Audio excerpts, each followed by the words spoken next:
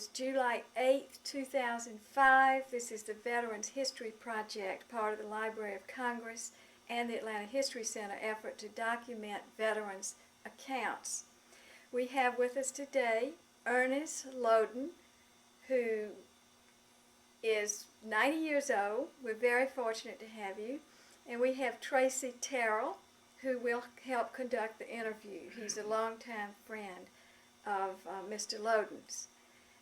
My name is Frances Westbrook. I'm a staff member here. And would you like to go ahead and begin? And thank you for coming so much, Mr. Loden. That's fine. Thank you. Okay, I guess the basic thing is we want to find out more about you and more about your service and what you did in World War II and so forth. And let's start with where you were born and where you grew up, and tell us about some of those experiences. I was born in Gainesville, Georgia, in Hall County, and I grew up. Part of my growing up was in Gainesville. I moved from Gainesville to Chamblee, and then from Chamblee to Atlanta. Okay. And then in 1928, I moved from Atlanta to the farm out in Forsyth County, Coal Mountain, Okay. Cumming, Georgia. All right. Now, was it a big farm, little farm? Well, we was renters. Okay. Okay. Had horses and cows and Mules and cows. mules and cows? Okay. Chickens and hogs. All right. All right. And then what were you doing before you joined the service? I was farming. Farming? Okay. And where'd you go to school? Well, my last school was elementary school at Coal Mountain Okay. In Forsyth County? in Forsyth County. Okay. And then you enlisted. And when did you enlist? Enlisted 14th August 1934. Okay. And in what branch of the service? And I was in Battery 1st Battalion, 83rd Field Artillery at Fort Benning, Horse-Drawn Artillery. in Fort Benning, Georgia? Okay. Now, was that the last cavalry? No, I went from there to California to the 76th Field Artillery. D Battery, 76th Field Artillery, Monterey, California. All right. Did you ever think you were going to be in the cavalry when you enlisted? Well, I didn't know what it was going to be. Okay. You just showed up and they said you got some experience with mules and. Well, it wasn't exactly that. It's just where they had needed people to go to. Okay. Service. Now, how many horses and mules? Do you remember how many horses and mules you had? We had approximately 100 horses in the outfit. We had four guns in the battery artillery, and had 14 horses to each gun section, and then they had a detail section that had 30-something horses in it. Then the officers had their horses, then they had extra horses for the escort wagon, and then for the kitchen when we go to the field. Okay. That's neat. All right. Now, how long did you spend in time with the cavalry? I spent a little over 4 years, and I got out in 1938. Okay. And then, now how'd you get out? Because that's an interesting story. I got out at convenience to go, and after 4 years service, you can purchase discharge, just like buying anything else. Now, how much did it cost you? $85. That was a lot of money for them, wasn't it? Oh yeah, that was a big payday for somebody. Do you remember how much you got paid on a monthly basis? $19 a month. So it took you a little over 4 months to save up the money Yeah, to buy out. yeah. Now, how'd you get home? You were in California. Hitchhiked in California, Georgia. Now, how long did it take you? It was about 4 or 5 days on the road and nights. And you just rode with different people and Oh yeah. trucks and cars? Cars. Anyway, I get a ride. All right, now, what year was that when you got back? Where I lived, Yeah. Canton, Georgia, No, I know, but what year did you discharge? 1938? 1938. All right, and then when did you get married? I got married in 1938. Okay, so after you got back. Oh, before I got back. I had Glendale, and then I left and went to California. Okay. All right, and then there was from 1938 to 1941. Well, in 1939, I enlisted in the regular Army Reserve, and then I was called back to active duty February the 6th, 1941. Okay, now what were you doing between the time that you got out? Construction work. Construction work? Okay. Building and painting and... Yeah, such as that. Okay. Paint. All right, and then when you were called back up, it was 1941. Now that was before Pearl Harbor, or Oh, it's before Pearl Harbor, yeah, in February before Pearl Harbor. and it was. Now, what was the date on that? Let me write it down. I was called back to duty was 6th of February 1941. February 6th, 1941. Okay. So that was before the invasion. Oh yeah, it's before Pearl Harbor. Okay. Because I was stationed at Camp Cross, Spartanburg, South Carolina at the time of that, when Pearl Harbor was attacked. Now, do you remember much about Pearl Harbor and the attack? And All I know when news got on the radio what it was. okay. That Pearl Harbor had been attacked. How did it make you feel?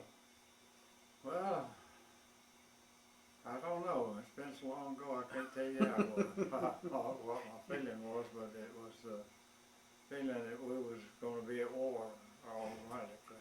Right. Right.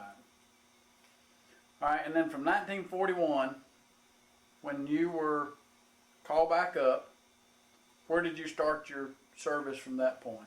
I started back at Spartanburg, South Carolina, at Camp Cross, and then from there I transferred to the paratroopers. Okay. And then I got hurt, and I got out of the paratroopers and then transferred to the 9th Infantry Division. Okay. And then when you went 9th Infantry, that's when you went to the. Went overseas with them Okay. on the invasion of North Africa. And you went over with merchant marines on the merchant ship, or they? No, it was regular invasion forces. Okay. And they took you into the Mediterranean, and then you actually, where you went into North Africa was Algiers. Yeah. Okay. And you landed there on the beach. Did you have any? Well, I didn't land out. Well, I landed on the beach, but I had to swim part of the way. They didn't get my company aboard shore, Okay. and the ship was hit twice before we had to leave it. So it was in battle Yeah. before you got on. Okay. Yeah, they come bombs and sunk us. They sunk the ship and didn't sink. I don't know how many men went down with it. But I didn't get my platoon off of the ship. I didn't have equipment to move it with, Okay. the boats. Yeah. So y'all had to swim. Now, how far did you have to swim? Do you remember? Oh, we was in we could see shoreline from the ship. I don't know. I was in the water about 5 hours before I got out. Wow. All right. Now, did you meet? Were the Germans there? No, there wasn't nobody there. See, this is a pretty cool invasion, I think, because Algiers, the French were in there then. See, Okay. that's why we was going in, to keep the Germans from coming in there. Okay. Because they were fighting. So that was in French Egypt. occupied territory at that point in time. Huh? That was French occupied. Yeah, it's occupied French territory there. Okay. Well, as a matter of fact, Tunisia, and I think Tunisia and all of them, and Algiers too, was French control. Okay. So then when you went in from Algiers, your battalion company got back together. We got back together. Okay. And then y'all marched or went, I guess, through the North Africa. Well, we went by train from Algiers into Tunisia. All right. Now where were the Russians at? Not the Russians. The Germans at that point in time. Well, they was fighting. The British then were fighting coming out of El Alamein, Egypt, and they headed in our direction. Okay.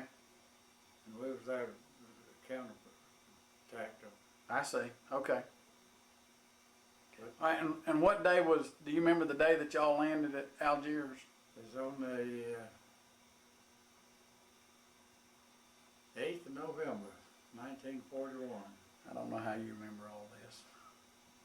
8th of November, 1941. Yeah. Okay. All right, and then how long did it take you to go from Algiers to Tunisia? Well, that's the question that I can't answer because I can't remember all that. Okay. Time we spent in Algiers and time we left there and went into Tunisia. I just can't remember how long it was. All right, and then you were captured at, what was the name of the pass? Kasserine Pass, February the 19th. Which is on the border of Tunisia and Algeria. Algiers. Okay. Now that's in a pretty mountainous area, Oh, I yeah, guess. mountain area. Okay. And tell me about the encounter with the Germans and the capture. Well, the only thing I can remember about it was I was a gunner on a 105 howitzer, and we were put in a position, a holding position, and then I never did get into real action there on account of they started the Germans counterattacking, Mm-hmm. and first thing I seen coming back was some American field artillery, 155 howitzer outfit. Okay. And I knew everything was breaking loose then. We stayed there some 2 or 3 days running out of our rations and water, and finally they come and we pulled up in this mountain area, and before we were taking this gun in again, we lost a half track and a light tank, and then we had to leave everything and get up in the hills there. We stayed up there about 3 days and nights before we tried to make it back. They bypassed us, Mm-hmm. but they knew we was in there. Okay. So we tried to make it back and couldn't. And so it seemed we was being overtaken by an Americanized outfit, and so we went in this what's called a cactus patch. And the commander said, anybody that wants to leave now and try to make it back and leave. And there's a lieutenant, about 5 or 6 of us left, but we never did make it back. We was captured later. So the Germans captured you on the road, basically, didn't they? Yeah, we was trying to get back to American forces. Okay. No, we stayed in there some 2 or 3 days. We thought maybe the Americans would come get us, rescue us, but they couldn't make it. Wow. All right. So the Germans. How did the Germans treat you? Well, they had to go by the International Red Cross Convention. Okay. It was never, brutally treated right. Food was the worst part of it, Okay. because they didn't have nothing. They didn't have much. If they didn't have much, you didn't have much, did they? Potato bread. Okay. All right, and then from there, the Germans transferred you to Tunis. Sicily. Okay. Well, it's first to say it went on near the city of Tunis, at a PW camp, Okay. and then I don't know how long we stayed there. Was there a lot of Americans in Oh yeah, that particular camp? oh yeah. Okay. And they picked out a few of us and flew us into Sicily, and then from Sicily into Italy, and then on into Germany. Okay. Now, how long did you stay in? I mean, was it just a stop in Sicily and Italy? Yeah, I mean, it's just a few days in each place. Okay. I can't really supposed to. I had no calendar to keep up with time. Sure. Sure. And didn't have any contact with No. anybody. I mean, No. you couldn't send letters or get letters. After I got in Germany, I could. You could once Yeah. you got in Germany. Yeah. Okay. I didn't realize that. Okay. All right. We also received parcels from home. When you were prisoners of war. Yeah, shipped through the International Red Cross. Okay. See, they had members of the International Red Cross that would come in there and inspect the camp, see it was, that we was getting halfway what we should get, what they could give us. Okay. That's neat. Now, how long were you, once you made it to Germany, tell me about that camp and how long were you there? And Oh, well, I was at a couple of 3 different camps in Germany and moved us around some. was that to, wonder why they moved you? Do you know? Well, I don't know. Seemed like the thing to do?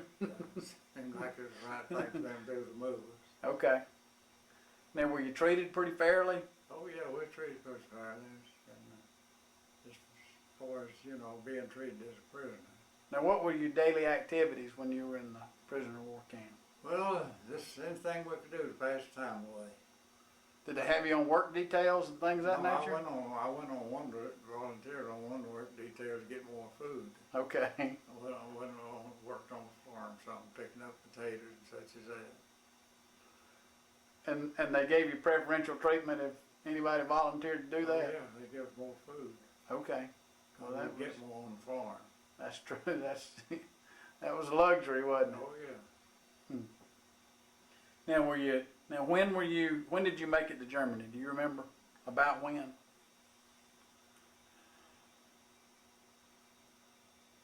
That was in February, and it was in March or April, I can't remember. Okay, and you were, I'd say it's in April when I got into Germany. all right, I'm gonna back up just a little bit. When you were captured by the Germans, about when was that? Do you remember? They say it's 19th of February. I don't know. Okay. So you spent several months between the time that you landed in Algeria to the time that you were captured. Yeah. Okay.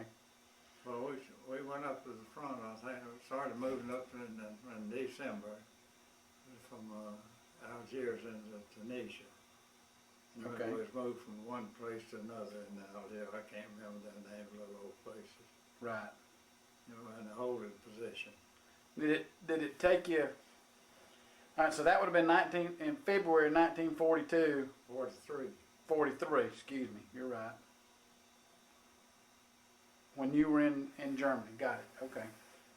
That's when I was taken prisoner. Okay. I never got in Germany until around April. Before I got in, the time I So it took several months to move you from one camp to another to Yeah. so forth. Okay. I'm just trying to. I was liberated at Luckenwald by the Russians. And now when was that? 1945. So you spent nearly, would you say 27 months? Yeah. Spent 27 months. Oh, yeah, it had to be in 1945. Liberated by the Russians. Luckenwald, Germany. And escaped from them. Okay, and you escaped from the Russians. Yeah, they wouldn't let the Americans at that time come in and get the prisoners. Uh-huh. They wanted to carry them down through this old country in Italy, Trieste, Italy. Now how'd you escape from the Russians? Well, this went from one compound to another and finally I got out. Well, but the Russians were supposed to be on our side at that point. Well, this is just change of guard. Okay. All right, and then tell me about when you escaped from the Russians. It was you and how many others were? There was about 6 or 7 of us, and 2 of us made it together into Targo, where the Russians and Americans linked up, and that's where I got with the Americans, Targo, Italy. All right. Well, how did you get across? Targo, Germany. How did I get that? Yeah. Tell me how you After I got crossed there. the Elbe River at Wittenberg, I got with the Russian division and rode into Targo with them. All right. Now, tell me the story about when you crossed the river, because that's interesting. Well, I had to give this Russian captain a pack of cigarettes to cross on a Russian ferry bridge, pontoon bridge. That's the best pack of cigarettes you ever traded, wasn't it? Get across that river. All right, and then from there, you kind of were on your own. I mean, you had to make it back to Yeah. the Americans. Yeah. I mean, That's when I got with the Russian division after I got into Wittenberg, Germany. After I crossed the Elbe River, I got with the Russian division and rode into Targo. so they would allow you to do that. I mean, they were Yeah, they picked me up. They was friendly. okay, Them was. but the others weren't. They wouldn't let us leave. We had to slip out. Wow, that's an amazing story. All right, what have I not covered? All right, here's a question that was on there. When did you hear about the atomic bomb? I can't remember. Do you remember much about it? No, I don't. I just remember what they said, the devastation it produced. Okay. All right, and then do you remember President Roosevelt's death? I was in prison camp and we got the message over the radio somewhere they got it. That he died? Yeah. Okay. Did you, when you were in the prison camp, did you have any information as to how the Americans were doing against the? Oh yeah, we had a underground service going. Had radio. Okay, so you were getting information about how the Americans were fighting the Germans Yeah. and where they were Yeah. and what was going on and. Yeah. See, I was in the camp one time where there's some British prisoners. They had radios. Mhm. They had a way of getting things. I don't know how they done it, but they did. And the Germans didn't know that they had radios? Americans, they got to where they could get radios too by arriving the German guards and getting Uh-huh. the radios. Now, what about the weather and conditions in Germany? I'm sure it was pretty cold. Yeah, it's cold in the winter times and hot in the summertime. It was hot in summertime. We had no heat or air conditioning. The fire exploded. Right. and it was pretty basic, wasn't it? Yeah, I mean, well, it was, right. But it's good that you were treated fairly. yeah, we was treated fairly. I mean, that's always, Well, a heck of a lot different what the Japanese treated the American prisoners. yeah, the Japanese are pretty rough on theirs, weren't they? Yeah, that's true. From what I hear, see, I don't know. Right. All right, did you have much contact with your family when you were, Well, the only way was through mail. okay. And you said you got care packages, and Oh, yeah. now what kind of things would you get in your care package? Well, this, no, food, what they could send us, and food staple stuff and clothing. Okay, And then we would get Red Cross food parcels occasionally. right. Of course, you were married then, Oh, yeah. and you had a son. I had two sons. One of them I never had seen. He was born, well, I left overseas in 25th of September. And he was born 29th and following November. He was Okay. 32 months old before we ever saw him. Wow. That's Ernie. That was Ernie? Okay. Wow. All right, what did family members do to help you with your morale and things of that nature? Well, it's good to him when I come home and everything. You know. Glad to see me. That helped me a lot. Yeah, I'm sure it did. I'm sure it did. Now, what about advice for future generations? Well, the only thing I can say is stay out of war. Generation. Yeah. Of course, we're in 2 wars now. Yes, we are. Yes, we are. And going to be there a long time, the way I figure it. And that's probably true too. Anything else we need to add that you know of? Perhaps a bit about your career, what you did after you returned from the service, Okay. and about family and grandchildren. Well, after World War II, I stayed out till I got discharged in October, and following May, I went back in and stayed and finished up 20 years. And then after that, I went into construction work. All right, so you were liberated by the Germans in 1945. No, Russians. Excuse me, by the Russians Yeah. in 1945. And then you made it back to, somehow you got sent back to the United States. Finally got with the Americans, went into England, stayed about, I don't know how long I stayed in England, then finally shipped back to the States. Okay. All right, and you came back and you were discharged then? Yeah, All right. in October of 45. Okay, in October 45. October 45, because I went back in May of 46. 1946. Okay. Re-enlisted. Huh? So you re-enlisted. Yeah. So you re-enlisted twice. Yeah. Okay. More than twice. And then you retired after 20 years. Yeah. Now, where were you stationed between 1946 and when you retired? Well, I was in Germany and Japan. I went back to Germany twice after the war. Now, you were in Japan when the Korean War broke out as well, weren't I you? was home on leave when it broke out. You were? On order to go to Japan. Okay. Then you went to Japan, or did you go to, Korea. I was in Korea. never went to Korea, but you went in Japan? In Japan. And that would have been 1951? 1950. 1950. See, it was 25th, I think it was 25th of June 1950, the Korean War started. Okay. And I was home on leave and waiting a little order to go to Japan. So you traveled, I mean, from 1946 to the time you retired, you traveled around with the Yeah, military a lot. Yeah, Germany twice after that, after World War II. Was Germany different when you were there as a prisoner of war as it was when you were? Oh yeah, it's quite a bit different. Germans, they were more friendly. Well, the civilians, they never did want to war no how. In Germany? Yeah. Could you, of course, you were in a prisoner of war camp, but you couldn't get a whole lot of aid from the No. civilians then, could you? I mean, they kind of probably wanted to help you, but Yeah. there wasn't a whole lot they could do to help you. Nothing I could do. Right. All right, and then tell me about after you retired from the service. Well, I worked federal civil service nearly a year and then resigned from that and then went out into construction work in Marietta. Okay. And you moved to Marietta in, 1958. okay. All right, and you've got, tell me about your kids and your grandkids.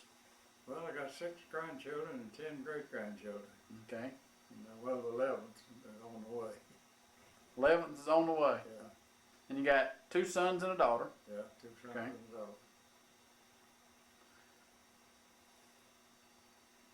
I'd like to ask a little bit about your own childhood and your parents and what they were like.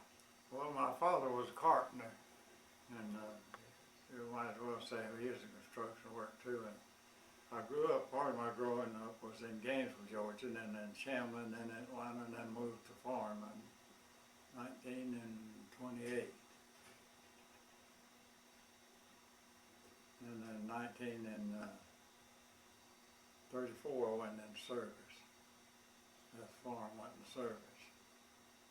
And then, 20 years of that. Well, I had 3 years break in service. If I stayed in, I would have retired in 1954. Instead of 57. I had exactly 3 years the day didn't break in service from World War II until the time I got out in 1938 to after World War II. I had some time out. Well, you have a great deal of resilience and strength, and you have a great deal of courage and strength to get through that prisoner of war and so forth. Do I have a what? When you look back at your childhood and growing up, is there anything that you think helped you prepare you for that period? No, nothing. I just had to live out a day at a time, from day to day. Because you didn't know what was going to happen next day. Well, you did it. It's remarkable. Is there anything else you would like to add at this point? Or? No, there's nothing I'd like to add to it. Tracy pretty well covered the whole thing. Excellent. Well, I've thoroughly enjoyed doing it. I hoped I would have gotten the opportunity to do this, and I'm really glad that we did get an opportunity to do this. My eyes are watering bad. Got them all. If you'd like to, I could hold up the map and you can push that down and show the picture. Okay, we can do that.